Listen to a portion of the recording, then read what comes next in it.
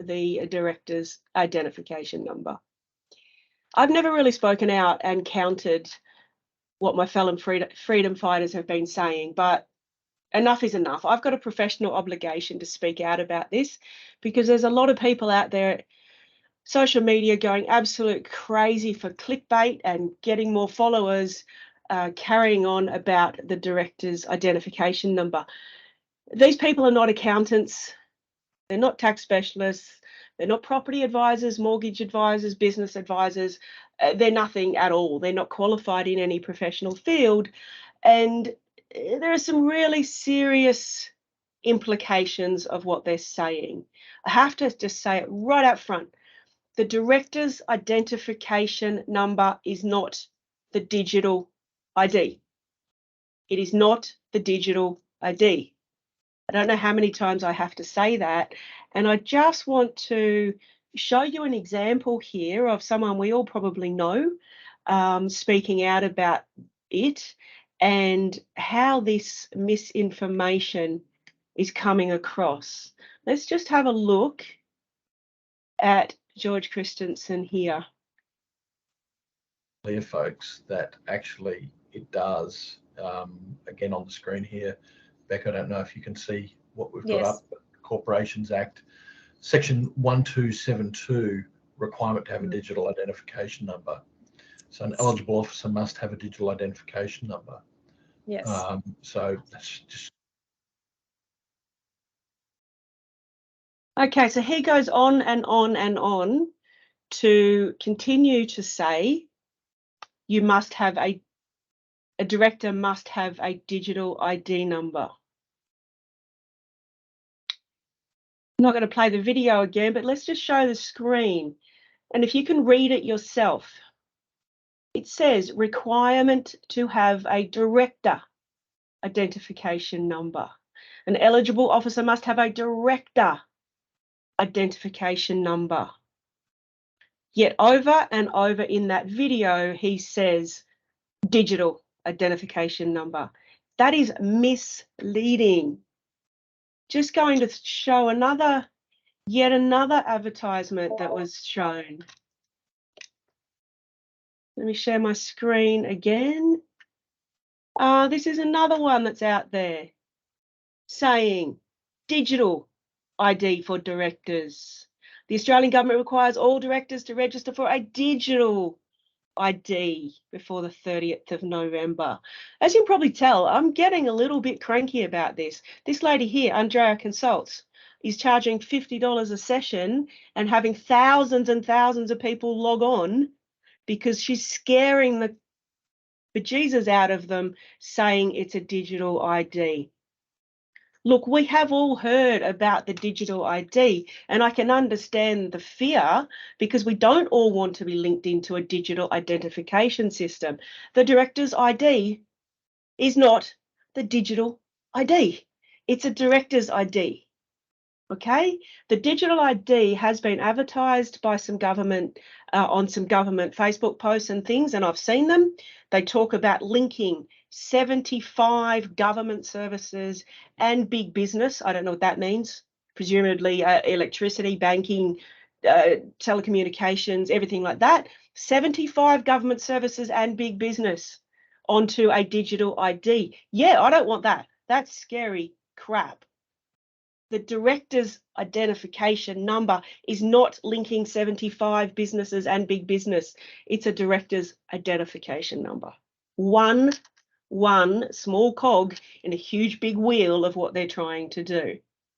Okay, and what some of these people are saying is misleading conduct.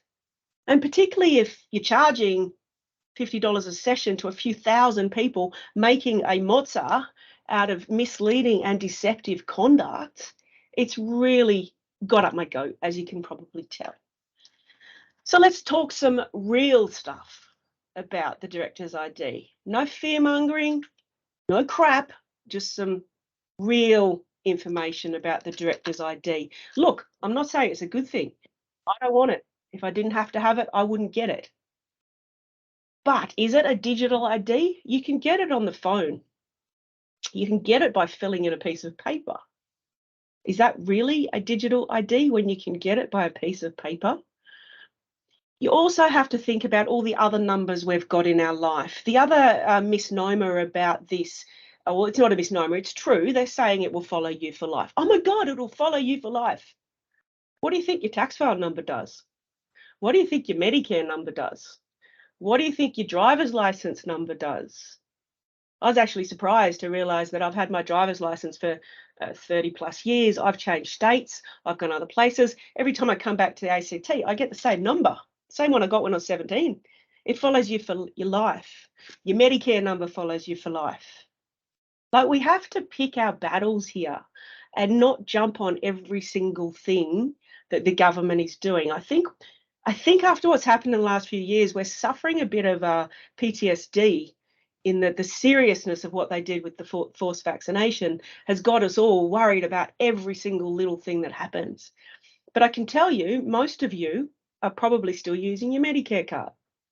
I unfortunately broke my foot last night. I'd like to say I was doing something really exciting like kickboxing. I was just getting into bed, stubbed it so hard I've broken my foot. I went off to get an x-ray this morning. Did I whip out my Medicare card and claim it and get it for free? Of course I did. And I'm sure most of you do as well. If you really want to get rid of all numbers, ditch your Medicare, ditch your passport, never travel again. Ditch your passport number, because that follows you for life too. Ditch your driver's license. Okay, stop driving. If you don't want a number that follows you for life, stop driving. Only go the places you can go walking or on your bike or on a horse. Like, come on, seriously. Get some context. I've come up with a new saying, CTFD. Calm the flip down. Okay, so let's talk about this director's identification number. Okay, as I said, it's just one cog in the wheel of all of these numbers we have in our lives. It's another number that we don't want, but when we're making such a big issue and lying, well, shall I call it lying? Misrepresenting facts, calling it a digital ID when it's a director's ID, it starts to make us lose credibility about everything else we say. So it comes down, I've used the saying, save your when it counts, okay? There's bigger issues at play. I'm sure we all know that. There's bigger issues of 20% excess death rate, 78% decrease in births. These are the things we really need to be concerned about, not just another number. The other reason I'm so, I don't really get angry, but I'm pissed. The reason I'm pissed is that these people are unlicensed, scaring the crap out of people, saying things that have enormous financial implications with no financial knowledge. So I see, and I know a lot of people out there know that I'm a voice out there. I'm a highly qualified financial person in the financial world. It's all I've ever done in my life, unfortunately. And so I am out there leading a lot of financial movement for helping people through the financial system.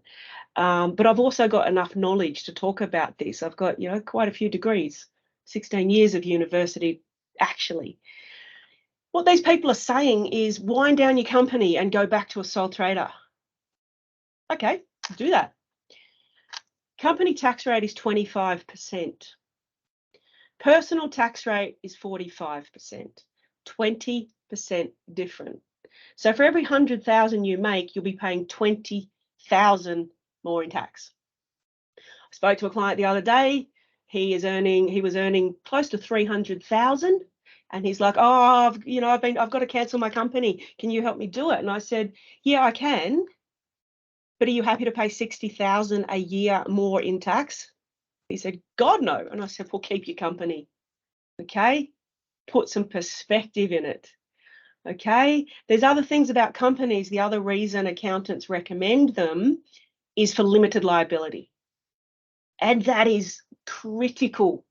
So people out there that are running a business, if they get sued by an employee, by something goes wrong with their product, by a customer, or maybe something like COVID hits and their business goes bankrupt because they can't afford their lease anymore because their business is closed, like, that's never going to happen, is it? Okay? If something happens in your business like that and you're in a company, you pack up and walk away. Something like that happens and you're a sole trader, you can lose all your personal assets, your house, everything. Get some context. Do not go cancelling your company and going to a sole trader without getting some really good advice about what that really means for you. They're also saying people that have got trusts, wind up, get rid of the company as the trustee. Go personal trustees. Yeah? Really want to do that? Once again, you lose your limited liability.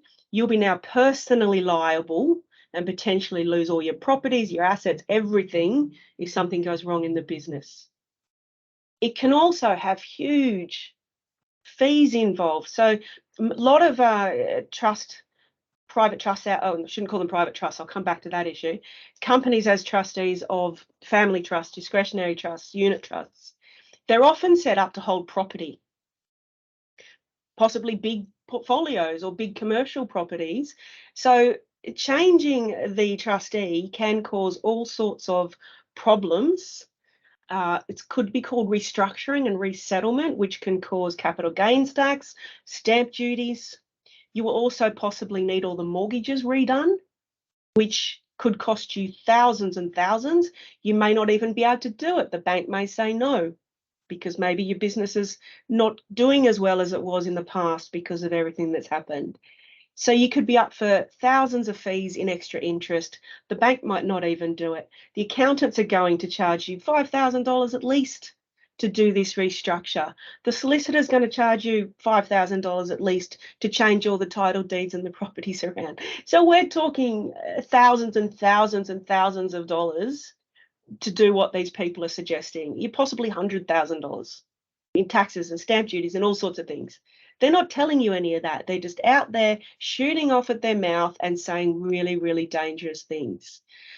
SMSFs, which a lot of you know, I have been doing a lot of, basically spent the good part of this year helping people set up SMSF, self-managed super fund, and get their money out of the other funds. Now there's a big hoo-ha about don't get your digital ID. Get your director's ID, set up your SMSF properly.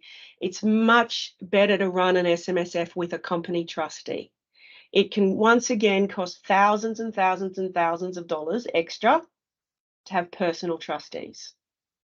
The main issue with personal trustees, for those that want to understand, is that an SMSF must have 2 members at all times. So if you're an individual doing an SMSF, well, you have to have a company. If you have got 2 of you, say partners, yes, you could do personal trustees.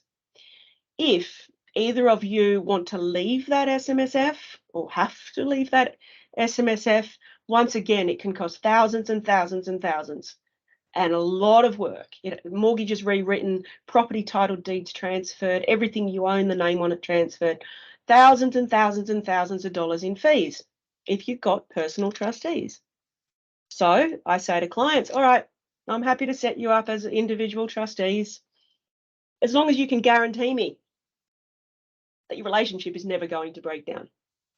Because that doesn't happen, does it? No relationships break down. Only more than 50% of them, probably more with COVID. Or if you're really rock solid and you know you never, ever, ever leave your relationship, great. Can you promise me you're never going to die? Because when one member in a SMSF that's got individual trustees, when one member dies, all of that rework needs to be redone. Huge costs, huge turmoil. It's urgent. It needs to be done immediately upon death at a time when the other partner is most likely grieving and going through all sorts of things with arranging funerals. The accountants are going to be down your neck saying, hang on, we need to do all this paperwork for your SMSF. Like, really? Is that really worth it? So the final thing I need to say on the director's identity, not the digital identity, the director's identity. Some people are also out there saying, just don't get it. Hold the line. Hold the line. Don't get it. What are they going to do? Just don't get it. Just a bit like what we went through in the last few years. Don't get the vaccine. Hold the line. I totally agree with that. That's some poison into my body. Nobody's getting that into my body. This is a little bit different. It's just a number, not an injection that's going to kill you. And people saying, don't get it, don't get it. There is $1 million fine if you don't get it. And people are saying, oh, that's okay. Use common law to fight it. Okay, really? Good on you. I really hope you win. And I hope you set a precedent for us. But for those of us that have got assets, like I've got a home, got property, I'm not going to risk $1 million fine, because the tax office, they've said that they're not going to rush out there and fine people, but they have said anyone deliberately avoiding it, they might apply the fine. So a bit like the COVID fines, they come after people, come after us anti-government people and fine us because they want to prove a point. Okay, so then they fine us, they raise the liability, they send it off to debt collection. Debt collectors come after us and you lose your house. Then you go fight it through common law. Good luck to you, but you've still lost your house. Like, to me, when I first heard about it, I looked at it and saw $1 million fine, and I went, you know what? I don't like this, but I'm not copping $1 million fine. I'm not going to be the dummy I shouldn't say dummy, but I'm not going to be the test case for this. If I suggest to anyone that does want to be a test case, just make sure you've got no assets. If you've got no assets, you've got nothing to lose, go ahead, get your $1 million fine. But for those of you that got assets, please have some common sense. Wind up the companies and trusts if that's what you really want to do. Just seek some really good advice about how much it will cost you to do all of that. But for those of you that have got assets, please have some common sense, get some advice, and get the director's ID number, or walk away from it all, but get that advice. That's about all I've got to say on the director's ID. I've finally got it all off my chest. I just had to do this. A couple of other things I wanted to say while I'm on a rant, because I don't often rant. Other people out there are saying that accountants are agents for the government. Really? I have to say that is total and utter bullshit. Okay? I was with the government. I was with the good old tax department as a fraud investigator. I left that job because I saw how corrupt the government was. I saw how they would hide things with their statistics and their reports.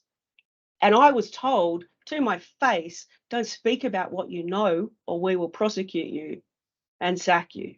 Okay. I left the ATO and I became an accountant because, to me, I just wanted to fight the ATO. So, and we all talk about it, even my fellow ATO officers that I used to work with. So many of us went, nah, let's just join the other side. Join the other side, okay? Not work for the government.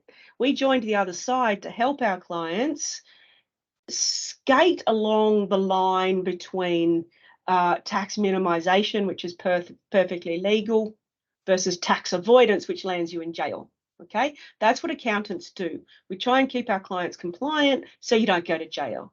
That doesn't mean we work for the government. We do everything we can to minimize your tax as much as totally possible. That doesn't mean we work for the government. Okay, one last thing, private trusts, private associations. I'm going to do another webinar on that issue. I do also suggest you get some good advice before you go down that path.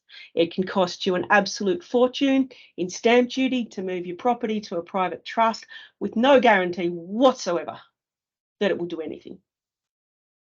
Private associations, avoid all your tax. Good luck. Get some good advice before you go down that path. Anyway, Catherine Smith, Cass, signing out. Thank you for listening to my rant. I do feel a lot better now. Turn off this video.